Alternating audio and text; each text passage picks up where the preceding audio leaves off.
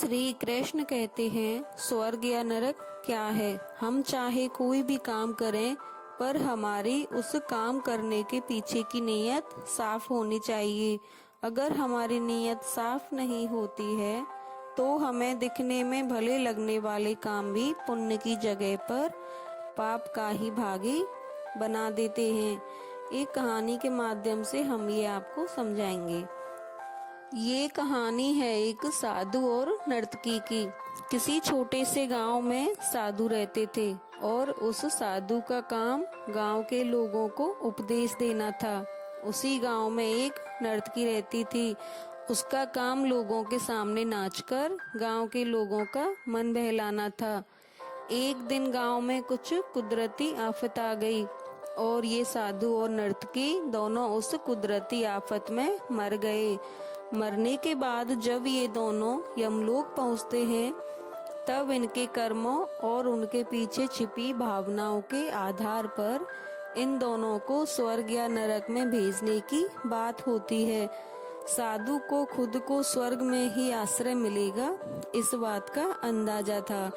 दूसरी तरफ नर्तकी के दिमाग में ऐसा कुछ भी नहीं था। उसे तो सिर्फ फैसले का इंतजार था। तभी घोषणा होती है कि नर्तकी को स्वर्ग दिया जाता है और साधु को नरक। इस फैसले को सुनते ही साधु यमराज पर बहुत चिल्लाते हैं और उनसे क्रोधित होकर पूछते हैं कि यह कैसा न्याय है महाराज। मैंने अपनी सारी जिंदगी लोगों को उपदेश देने में बिता दी और मेरे नसीब में नरक, जबकि ये नर्तकी जीवन भर लोगों को रिझाने के लिए नाचती रही और इसे स्वर्ग दिया जा रहा है। ऐसा क्यों? मेरे साथ ये अन्याय क्यों?